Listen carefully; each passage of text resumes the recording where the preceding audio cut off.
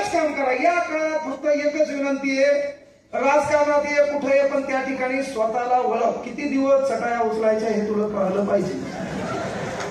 नेत्याच्या गाड्यावर गाड्या बदलल्या आणि तुम्हाला भाऊ साहेब गेले रीत चटा मेलेला मला तू झोपेत. हे परिवर्तन करणं गावाची गरज आहे. इथे येऊन कोणतरी एखादा हिंदी डायलॉग मारून तुमच्यात परावर्तनाला गरज नाहीये. आपला बाप कुठं काम करतो ते पहा, आपल्या बापाची चप्पल पहा, आपल्या बापाची फाटलेली बनेल पहा, आपल्या घरावरले पत्र पहा, आपल्या बापाने इटाचं घर बांधले, मागं स्लॅब करायला, प्लास्टर करायला सिमेंट नाहीये. ही तुमच्या जीवनातलं सर्वात मोठं मोटिवेशन. इथं भाषण ऐकायची गरज आहे काय? हे दिवस आपण स्वतः पाहिले. आणि अनेक वेळा मला क्लासमधून 3000 रुपयामुळे उठून दिलं होतं. ते बॅच केली 15 रुपयाला, बॅच केली 16 रुपयाला, बॅच केली 17 रुपयाला. आणि ऑफलाईन मधून प्रशांत भाऊ मी पाहिलं की बाबा सेवा करत असताना अनेक अडचणी येतात. आणि इथंही नेता व्हा. इथं काही पोरी असतील इंस्टाग्रामवर आहेत का? व्हायच्या ना? कोणाच्या व्हायच्या म्हणजे कोणाच्या? सर तुमच्या व्हायच्या ना? हा घ्या, इंस्टाग्रामवर असतील ना? हा, पहिल्यांदा पोरं एकच विनंती करतो की तुमचा आदर्श कोण आहे पहा. काही काही दलिंदर आहेत, याच्यात 2000 पोस्ट, याचे फॉलोअर 150. यानं 3000 लोकांना फॉलो केलं. इंस्टाग्राम आहे ते, इंस्टाग्रामवर पहिल्यांदा पोस्ट आहे, दुसऱ्यांदा ते फॉलोअर आहे आणि तिसऱ्यांदा तू कोणाला फॉलो केले.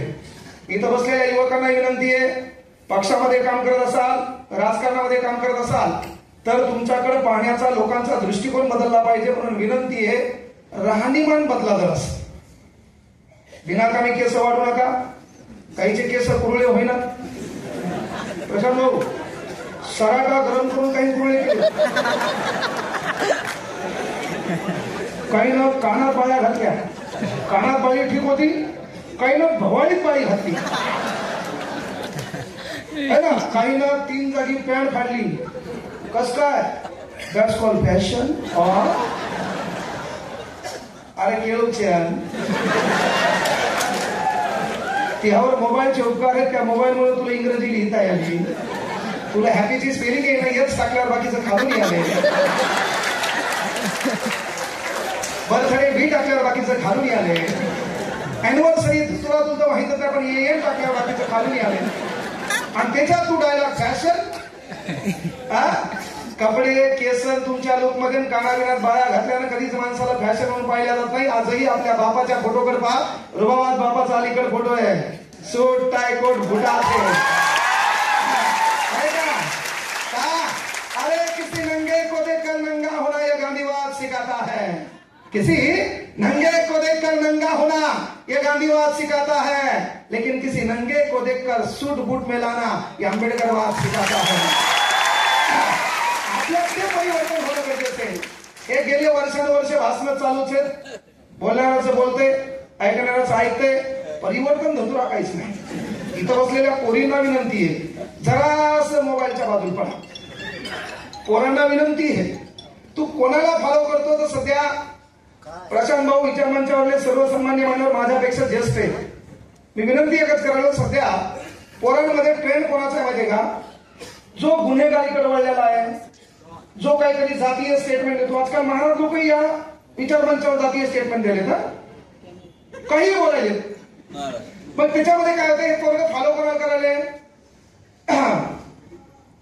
ज्याला गुंडागर्दी केली आहे, लोकांच्या गाड्या फिरवल्या, त्याच्यानंतर महत्वाची गोष्ट जेलमधून बाहेर आल्याच्या नंतर 302 आरोपी, 307 आरोपी, आता BNS बदललं 103, 109 या कायद्यानुसार बाहेर आलेल्या आरोपीची जेलच्या समोर जंगी मिरवणूक निघत असेल आणि त्या मिरवणुकीमध्ये हा दलिंदर नाचत असेल तर सध्या कार्यक्रम भाषणाचा नाही, ठोकण्याचा असणं गरजेचं आहे.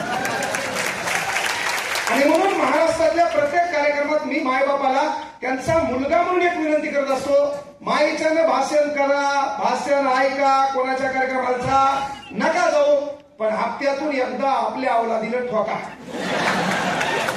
तुम्ही म्हणसाल अभिव्यक्ती स्वातंत्र्याच्या पलीकडे, काही जण म्हणतील आर्टिकल 19 है ना, कलम 14 बरोबर आहे, कायद्यासमोर सर्व समान, कलम 23, कलम 24 बरोबर आहे का नाही? 14 वर्षापेक्षा खालील बालकांना तत्सम खाणीच्या ठिकाणी आरोग्याला धोका निर्माण होईल त्या ठिकाणी त्याला कामावर ठेवता येणार नाही.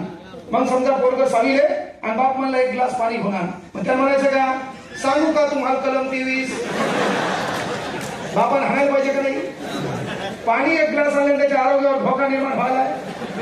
बापानं बिडी आल्यावर आधी पेटून आणणार तू हे तुला कळायले. पण विनंती आहे की बाबा का, कारण सध्या पोरांच्या मी पाहिलं काही काही मुलांचे स्टेटस काही काहीच्या गम मध्ये आहे, तू नाही कोई और सही.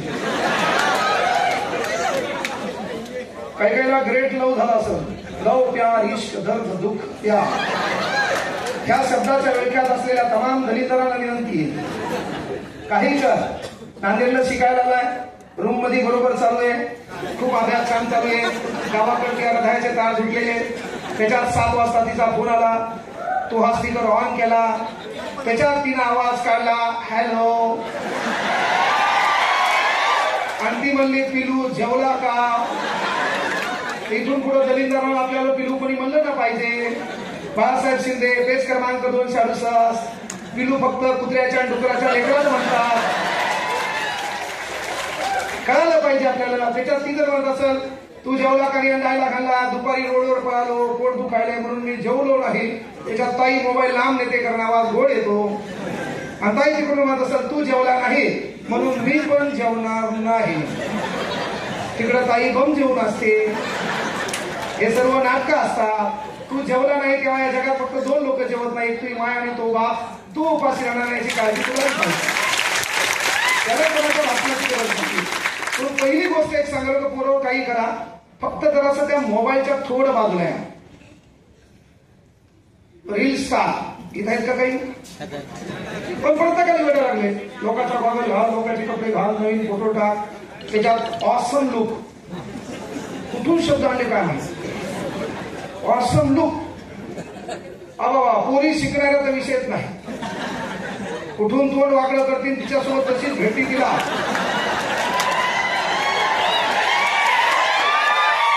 आणि त्याच्यात पुन्हा लिहिली विथ माय शिसो. शिसो शिस्टरची स्पेलिंग येईल ना, हिने शॉर्टकट केला. तर आपला मराठवाड्यामध्ये शॉर्टकट करण्याचा नंबर 1. आता भाऊ इकडे या म्हणाली वेळा ते नाही हिंद हे काय हिनं कुठून शब्द काढले with my sis. No found this word in English language. With my bro.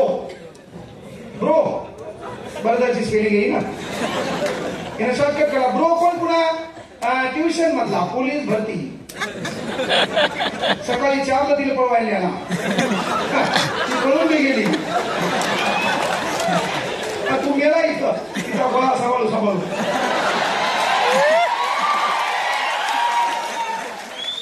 अरे काय बोल. आणि हे काय होतं माहिती का, कुठं नाही केल्याशिवाय माणसाला कुठं बोलतात नाही.